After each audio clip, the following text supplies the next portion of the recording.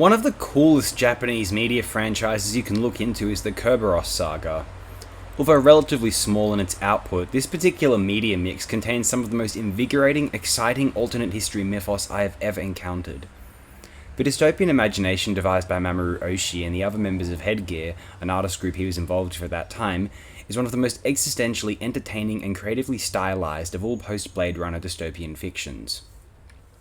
Today I will be discussing in particular the 1991 live-action feature film Stray Dog, Kerberos Panzer Corps. But first I'd like to give some brief backstory as to what the Kerberos saga actually entails. The alternative timeline depicted within this franchise splits from our own history during the Second World War. Japan had sided with the Allied forces against Nazi Germany, the Soviet Union lost the Battle of Stalingrad, Adolf Hitler was successfully assassinated in July of 1944, and yet Germany somehow ends up occupying Japan rather than the United States, which remained neutral in the war, and so Germany wins the Second World War. There is not an abundant amount of information available about the precise Kerberos saga lore. Actually, it has been suggested that it is not as continually consistent as it could be, in terms of its internal logic, its internal history, mythos. The most famous element of this franchise is its iconic and uber-cool Protect Gear armor, worn by the titular Kerberos unit. Apparently the Protect Gear armor was initially designed by the Nazis, allowing them to win Stalingrad. That would do it. These designs were later utilized by the Japanese government in order to quell anti-establishment sentiment, counter-terrorism as they might call it, over the course of the 1950s and beyond. The Kerberos unit, also known as Panzer Corps, successfully dismantles all traces of anti-government resistance, represented by a group named the Sect, although the brutality and lawlessness of the Kerberos officers eventually lead to their becoming deeply scorned amongst the nation's populace. Eventually the Kerberos unit was forcibly disbanded by the state, although a trio of Kerberos elite managed to escape the system and go on the run. And this is where our story begins. Literally.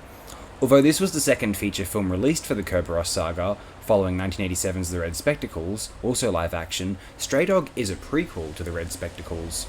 Well, actually, they share the exact same prologue, the remaining 3 Kerberos soldiers hiding out in an abandoned warehouse, or what appears to be one anyway.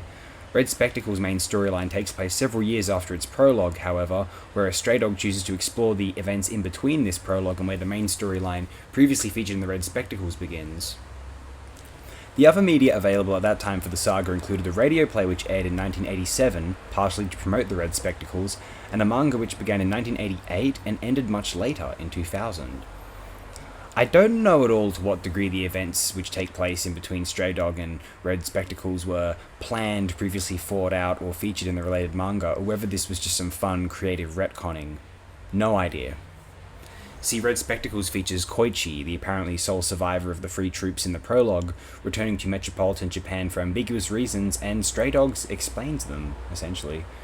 Turns out that Koichi had accepted an imposed exile in Taipei, Taiwan, although 3 years later another former Kerberos officer, Inui, is released from prison and tasked with investigating claims that Koichi is seeking to rebuild a Kerberos organization and return to Tokyo. Fundamentally, this film was a story about 2 characters, Koichi and Inu. Their uneasy rapport is the gravity of this narrative's drama. The existential ruthlessness which pervades Inui, Koichi, and his somewhat girlfriend Tang Mi as they lounge around Taipei, Taiwan, is gripping.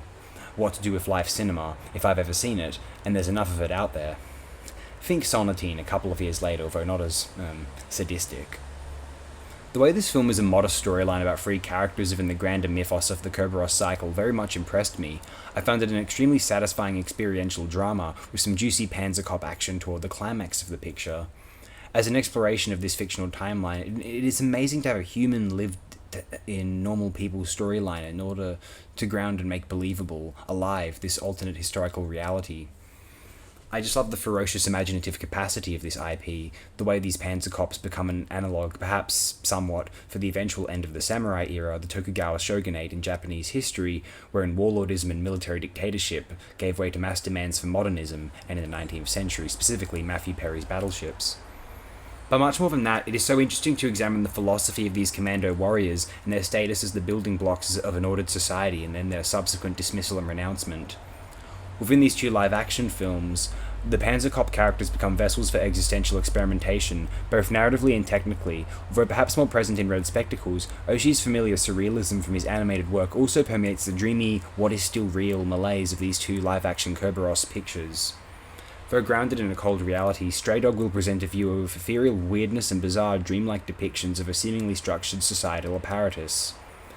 Though I place the Kerberos Saga in with the post-Blade Runner realm of dystopian fiction, as we might with Japan's other iconic 80s dystopia in Katsuhiro Otomo's Akira, it seems more apt, as others have online, to refer to the Kerberos Saga as dieselpunk rather than cyberpunk, as it details World War II era hypothetical technology rather than what we might traditionally associate with our reality's post-war cyber technology.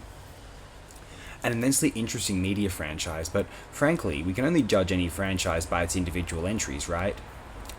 Well, as far as an individual entry goes, as a singular feature film experience goes, 1991's Stray Dogs Kerberos Panzer Cops is a magnificent film, another masterwork from the truly dauntingly genius mind of Mamoru Oshii. And you know what one of the amazing things is, folks? You'd not need to have seen the Red Spectacles, or know much of this series really at all, in order to comprehend and potentially appreciate Stray Dog as a brilliant feature film journey.